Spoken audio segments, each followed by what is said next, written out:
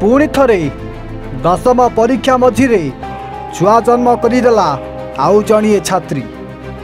परीक्षा पूर्वर झीर पेट जंत्रणा हेउथुला आ झील को धरी हॉस्पिटल गला परे 16 वर्षीय दशम श्रेणीर अविवाहिता झील गोटे कन्या संतान को जन्म करथिला। दर्शक बंधु शुणिले आश्चर्य लगुच कारण एबे जनक परे जणे ही दशम श्रेणीर झील संतान जन्म होउछि।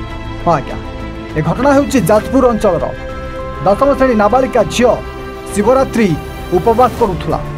कहा पई केजाणी उपवास करिथिला पानी टोपे मध्य पी नथिला।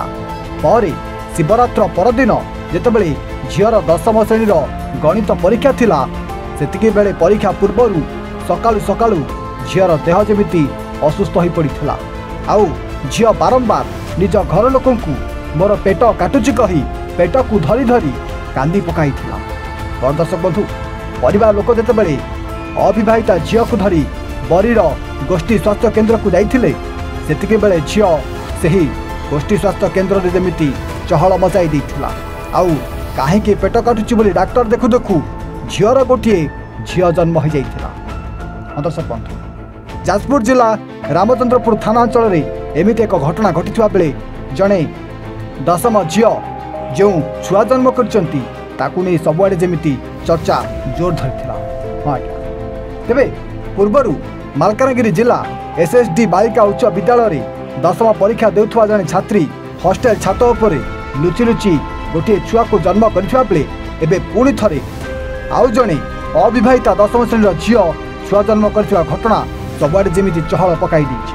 आ एमिति झील माने काहेकि बाबा माँ को ना पकाई क्या बाहा न होई माँ हो जाउचंती ताकू नहीं लोक जेमिति टुपुर टापुर होउचंती। तेबे घटना अनुसार बरी गोष्ठी स्वास्थ्य केन्द्र में दशम श्रेणी झीलटी जितेबले गोटे कन्या संतान को जन्म करथिले सेतिके बेले से कन्या संतानर देह असुस्थ हो जाइथिला जहाँफल माँ एवं छुआ को संगे संगे जाजपुर जिलार मुख्य चिकित्सालय भर्ती कर दैथिला। आ सेठी छुआ को आईसीयू रे रखी चिकित्सा कर दैथिला किंतु माँ रो देह सुस्थ थिला। दर्शक बंधु देखुचंती तो एबे केमिति केमिति सब खबर सामना को आसुची कारण गोटे पटे दशम पिलांक बोर्ड परीक्षा को नहीं सबुआड़े खबर प्रसारण होउथुवा बेले ता भितरे दशम श्रेणी परीक्षा देउथुवा छात्री छुआ जन्म करथुवा खबर वर्तमान सबुआड़े जेमिति चहल पकाइछि जाकु नहीं एबे ए घटना को नहीं समस्त जेमिति आलोचना करुचंती। बरी मेडिकल डेलीवरी डेलीवरी है तार जो प्रोब्लेम होता सफिशिएंट सी आम ये आसला आम ता प्रोब्लेम सल्व करदेला से छोट पिलाटी बर्तमान आम एसएनसी को पठेचु परीक्षा से परीक्षा देला परीक्षा दौची बर्तमान देला आज गोटे विषय अच्छी काली गोटे विषय सरला से डेलीवरी हो गोटे झील पिला जन्म झील बयस 15-16 वर्ष अराउंड हो पारे छात्री।